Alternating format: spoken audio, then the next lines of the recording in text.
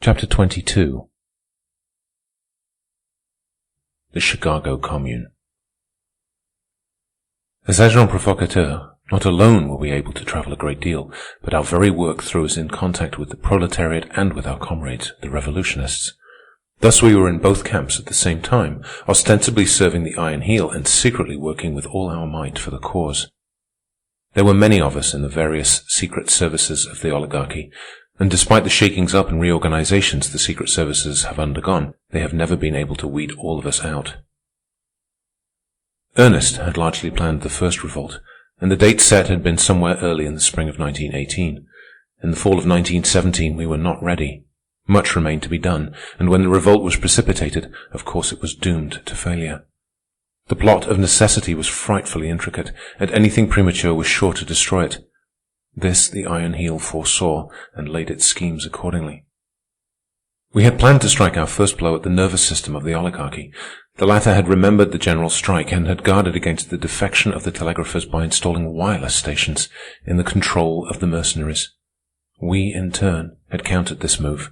When the signal was given from every refuge all over the land and from the cities and towns and barracks, devoted comrades were to go forth and blow up the wireless stations. Thus, at the first shock would the Iron Heel be brought to earth and lie practically dismembered. At the same moment, other comrades were to blow up the bridges and tunnels and disrupt the whole network of railroads. Still further, other groups of comrades, at the signal, were to seize the officers of the mercenaries and the police, as well as all oligarchs of unusual ability or who held executive positions. Thus would the leaders of the enemy be removed from the field of the local battles that would inevitably be fought all over the land. Many things were to occur simultaneously when the signal went forth. The Canadian and Mexican patriots, who were far stronger than the Iron Heel dreamed, were to duplicate our tactics. Then there were comrades, these were the women, for the men would be busy elsewhere, who were to post the proclamations from our secret presses. Those of us in the higher employ of the Iron Heel were to proceed immediately to make confusion and anarchy in all our departments. Inside the mercenaries were thousands of our comrades. Their work was to blow up the magazines and to destroy the delicate mechanism of all the war machinery. In the cities of the mercenaries and of the labor castes, similar programs of disruption were to be carried out. In short, a sudden, colossal, stunning blow was to be struck. Before the paralyzed oligarchy could recover itself, its end would have come. It would have meant terrible times and great loss of life, but no revolutionist hesitates at such things. Why, we even depended much, in our plan, on the unorganized people of the abyss. They were to be loosed on the palaces and cities of the masters, never mind the destruction of life and property. Let the abysmal brute roar, and the police and mercenaries slay. The abysmal brute would roar anyway, and the police and mercenaries would slay anyway. It would merely mean that various dangers to us were harmlessly destroying one another. In the meantime, we would be doing our own work, largely unhampered, and gaining control of all the machinery of society. Such was our plan, every detail of which had to be worked out in secret, and as the day drew near, communicated to more and more comrades. This was the danger point, the stretching of the conspiracy. But that danger point was never reached. Through its spy system, the Iron Heel got wind of the revolt and prepared to teach us another of its bloody lessons. Chicago was the devoted city selected for the instruction, and well were we instructed. Note: Chicago was the industrial inferno of the 19th century A.D. A curious anecdote has come down to us of John Burns, a great English labor leader and one-time member of the British cabinet. In Chicago, while on a visit to the United States, he was asked by a newspaper reporter for his opinion of that city. "Chicago," he answered, "is a pocket edition of hell." Sometime later, as he was going aboard his steamer to sail to England, he was approached by another reporter, who wanted to know if he had changed his opinion of Chicago. "Yes, I have," was his reply. "My present opinion is that hell is a pocket edition of Chicago." Chicago was the ripest of all. Chicago, which of old time was the city of blood, and which was to earn anew its name. There the revolutionary spirit was strong. Too many bitter strikes had been curbed there in the days of capitalism for the workers to forget and forgive. Even the labor castes of the city were alive with revolt. Too many heads had been broken in the early strikes. Despite their changed and favorable conditions, their hatred for the master class had not died. The spirit had infected the mercenaries, of which 3 regiments in particular were ready to come over to us en masse. Chicago had always been the storm center of the conflict between labor and capital, a city of street battles and violent death, with a class-conscious capitalist organization and a class-conscious workman organization, where in the old days the very school teachers were formed into labor unions and affiliated with the hod carriers and bricklayers in the American Federation of Labor. And Chicago became the storm center of the premature First Revolt.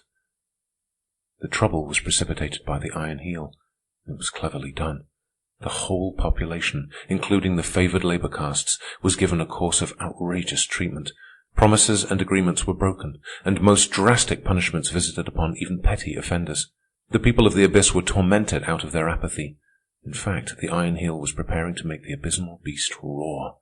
And hand in hand with this, in all precautionary measures in Chicago, the Iron Heel was inconceivably careless. Discipline was relaxed among the mercenaries that remained, while many regiments had been withdrawn and sent to various parts of the country. It did not take long to carry out this program, only several weeks. We of the Revolution caught vague rumors of the state of affairs, but had nothing definite enough for an understanding. In fact, we thought it was a spontaneous spirit of revolt that would require careful curbing on our part, and never dreamed that it was deliberately manufactured. And it had been manufactured so secretly from the very innermost circle of the Iron Heel that we had got no inkling. The counterplot was an able achievement, and ably carried out. I was in New York when I received the order to proceed immediately to Chicago. The man who gave me the order was one of the oligarchs. I could tell that by his speech, though I did not know his name nor see his face. His instructions were too clear for me to make a mistake. Plainly I read between the lines that our plot had been discovered, that we had been countermined. The explosion was ready for the flash of powder, and countless agents of the Iron Heel, including me, either on the ground or being sent there, were to supply that flash. I flatter myself that I maintained my composure under the keen eye of the oligarch, but my heart was beating madly. I could almost have shrieked and flown at his throat with my naked hands before his final, cold-blooded instructions were given. Once out of his presence, I calculated the time. I had just the moments to spare, if I were lucky, to get in touch with some local leader before catching my train. Guarding against being trailed, I made a rush of it for the emergency hospital. Luck was with me, and I gained access at once to Comrade Galvin, the surgeon-in-chief. I started to gasp out my information, but he stopped me. "I already know," he said quietly, though his Irish eyes were flashing. "I knew what you had come for. I got the word 15 minutes ago, and I have already passed it along. Everything shall be done here to keep the comrades quiet. Chicago is to be sacrificed, but it shall be Chicago alone." "Have you tried to get word to Chicago?" I asked. He shook his head. "No telegraphic communication. Chicago is shut off. It's going to be hell there." He paused a moment, and I saw his white hands clench. Then he burst out, "By God, I wish I were going to be there." "There is yet a chance to stop it," I said, "if nothing happens to the train and I can get there in time. Or if some of the other Secret Service comrades who have learned the truth can get there in time." "You on the inside were caught napping this time," he said. I nodded my head humbly. "It was very secret," I answered. "Only the inner chiefs could have known up to today. We haven't yet penetrated that far, so we couldn't escape being kept in the dark. If only Ernest were here. Maybe he is in Chicago now, and all is well." Dr. Galvin shook his head. "The last news I heard of him was that he had been sent to Boston or New Haven. This Secret Service for the enemy must hamper him a lot, but it's better than lying in a refuge." I started to go, and Galvin wrung my hand. "Keep a stout heart," were his parting words. "What if the first revolt is lost? There will be a second, and we will be wiser then. Goodbye, and good luck. I don't know whether I'll ever see you again. It's going to be hell there, but I'd give 10 years of my life for your chance to be in it." The 20th Century left New York at 6 in the evening and was supposed to arrive at Chicago at 7 next morning, but it lost time that night. Note: this was reputed to be the fastest train in the world then. It was quite a famous train. We were running behind another train. Among the travelers in my Pullman was Comrade Hartman, like myself in the Secret Service of the Iron Heel. He it was who told me of the train that immediately preceded us. It was an exact duplicate of our train, though it contained no passengers. The idea was that the empty train should receive the disaster were an attempt made to blow up the 20th century. For that matter, there were very few people on the train, only a baker's dozen in our car. "There must be some big men on board," Hartman concluded. I noticed a private car on the rear. Night had fallen when we made our first change of engine, and I walked down the platform for a breath of fresh air and to see what I could see. Through the windows of the private car, I caught a glimpse of 3 men whom I recognized. Hartman was right. One of the men was General Altendorf, and the other 2 were Mason and Vanderbold, the brains of the inner circle of the oligarchy's secret service. It was a quiet, moonlit night, but I tossed restlessly and could not sleep. At 5 in the morning, I dressed and abandoned my bed. I asked the maid in the dressing room how late the train was, and she told me 2 hours. She was a mulatto woman, and I noticed that her face was haggard, with great circles under the eyes, while the eyes themselves were wide with some haunting fear. "What is the matter?" I asked. "Nothing, miss. I didn't sleep well, I guess," was her reply. I looked at her closely and tried her with one of our signals. She responded, and I made sure of her. "Something terrible is going to happen in Chicago," she said. "There's that fake train in front of us. That and the troop trains have made us late." Note: fake, false. "Troop trains?" I queried. She nodded her head. "The line is thick with them. We've been passing them all night, and they're all heading for Chicago, and bringing them over the airline. That means business." "I've a lover in Chicago," she added apologetically. "He's one of us, and he's in the mercenaries, and I'm afraid for him." Poor girl. Her lover was in one of the 3 disloyal regiments. Hartman and I had breakfast together in the dining car, and I forced myself to eat. The sky had clouded, and the train rushed on like a sullen thunderbolt through the grey pall of advancing day. The very Negroes that waited on us knew that something terrible was impending. Oppression sat heavily upon them. The lightness of their natures had ebbed out of them. They were slack and absent-minded in their service, and they whispered gloomily to one another in the far end of the car next to the kitchen. Hartman was hopeless over the situation. "What can we do?" he demanded for the 20th time with a helpless shrug of the shoulders. He pointed out of the window. "See, all is ready. You can depend upon it that they're holding them like this, 30 or 40 miles outside the city on every road." He had reference to troop trains on the side-track. The soldiers were cooking their breakfasts over fires built on the ground beside the track, and they looked up curiously at us as we thundered past without slackening our terrific speed. All was quiet as we entered Chicago. It was evident nothing had happened yet. In the suburbs, the morning papers came on board the train. There was nothing in them, and yet there was much in them for those skilled in reading between the lines than it was intended the ordinary reader should read into the text. The fine hand of the Iron Heel was apparent in every column. Glimmerings of weakness in the armor of the oligarchy were given. Of course, there was nothing definite. It was intended that the reader should feel his way to these glimmerings. It was cleverly done. As fiction, those morning papers of October the 27th were masterpieces. The local news was missing. This in itself was a masterstroke. It shrouded Chicago in mystery, and it suggested to the average Chicago reader that the oligarchy did not dare give the local news. Hints that were untrue, of course, were given of insubordination all over the land, crudely disguised with complacent references to punitive measures to be taken. There were reports of numerous wireless stations that had been blown up, with heavy rewards offered for the detection of the perpetrators. Of course, no wireless stations had been blown up. Many similar outrages that dovetailed with the plot of the revolutionists were given. The impression to be made on the minds of the Chicago comrades was that the general revolt was beginning, albeit with a confusing miscarriage in many details. It was impossible for one uninformed to escape the vague yet certain feeling that all the land was ripe for the revolt that had already begun to break out. It was reported that the defection of the mercenaries in California had become so serious that 6 regiments had been disbanded and broken, and that their members with their families had been driven from their own city and on into the labor ghettos. And the California mercenaries were in reality the most faithful of all to their salt. But how was Chicago, shut off from the rest of the world, to know? Then there was a ragged telegram describing an outbreak of the populace in New York City, in which the labor castes were joining, concluding with the statement, intended to be accepted as a bluff, that the troops had the situation in hand. Note: bluff, a lie. And as the oligarchs had done with the morning papers, so had they done in 1,000 other ways. These we learned afterward, as, for example, the secret messages of the oligarchs, sent with the express purpose of leaking to the ears of the revolutionists, that had come over the wires now and again during the first part of the night. "I guess the Iron Heel won't need our services," Hartman remarked, putting down the paper he had been reading when the train pulled into the central depot. "They wasted their time sending us here.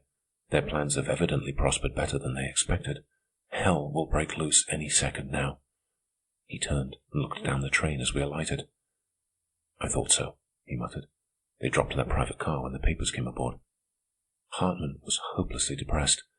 I tried to cheer him up, but he ignored my effort and suddenly began talking very hurriedly in a low voice as we passed through the station. At first I could not understand. "I have not been sure," he was saying, "and I have told no one. I have been working on it for weeks, and I cannot make sure. Watch out for Knowlton. I suspect him. He knows the secrets of a score of our refuges. He carries the lives of hundreds of us in his hands, and I think he is a traitor. It's more a feeling on my part than anything else, but I thought I marked a change in him a short while back. There is the danger that he has sold us out or is going to sell us out. I am almost sure of it. I wouldn't whisper my suspicions to a soul, but somehow I don't think I'll leave Chicago alive. Keep your eye on Knowlton. Trap him. Find out. I don't know anything more. It is only an intuition, and so far I have failed to find the slightest clue." We were just stepping out upon the sidewalk. "Remember," Hartman concluded earnestly, "keep your eyes upon Knowlton." And Hartman was right. Before a month went by, Knowlton paid for his treason with his life. He was formally executed by the comrades in Milwaukee. All was quiet on the streets. Too quiet. Chicago lay dead. There was no roar and rumble of traffic. There were not even cabs on the streets. The surface cars and the elevated were not running. Only occasionally, on the sidewalks, were there stray pedestrians, and these pedestrians did not loiter. They went their ways with great haste and definiteness.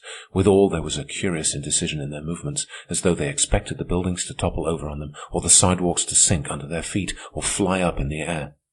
A few gamins, however, were around, in their eyes a suppressed eagerness in anticipation of wonderful and exciting things to happen. From somewhere far to the south, the dull sound of an explosion came to our ears. That was all. Then quiet again, though the gamins had startled and listened, like young deer, at the sound.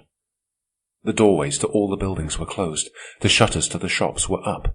But there were many police and watchmen in evidence, and now and again automobile patrols of the mercenaries slipped swiftly past. Hartman and I agreed that it was useless to report ourselves to the local chiefs of the Secret Service. Our failure so to report would be excused, we knew, in the light of subsequent events. So we headed for the great labor ghetto on the south side in the hope of getting in contact with some of the comrades. Too late. We knew it, but we could not stand still and do nothing in those ghastly silent streets. Where was Ernest, I was wondering? What was happening in the cities of the labor castes and mercenaries, in the fortresses? As if in answer, a great screaming roar went up, dim with distance, punctuated with detonation after detonation. "It's the fortresses," Hartman said. "God pity those 3 regiments." At a crossing, we noticed in the direction of the stockyards a gigantic pillar of smoke. At the next crossing, several similar smoke pillars were rising skyward in the direction of the west side. Over the city of the mercenaries we saw a great captive war balloon that burst even as we looked at it, and fell in flaming wreckage toward the earth. There was no clue to that tragedy of the air. We could not determine whether the balloon had been manned by comrades or enemies. A vague sound came to our ears, like the bubbling of a gigantic cauldron a long way off, and Hartman said it was machine guns and automatic rifles. And still we walked in immediate quietude. Nothing was happening where we were. The police and the automobile patrols went by, and only 6 fire engines, returning evidently from some conflagration. A question was called to the firemen by an officer in an automobile, and we heard one shout in reply, "No water! They've blown up the mains!" "We've smashed the water supply," Hartman cried excitedly to me. "If we can do all this in a premature, isolated, abortive attempt, what can't we do in a concerted, ripened effort all over the land?" The automobile containing the officer who had asked the question darted on. Suddenly there was a deafening roar. The machine with its human freight lifted in an upburst of smoke and sank down a mass of wreckage and death. Hartman was jubilant. "Oh, well done," he was repeating over and over in a whisper. "The proletariat gets its lesson today, but it gives one too." Police were running for the spot. Also, another patrol machine had halted. As for myself, I was in a daze.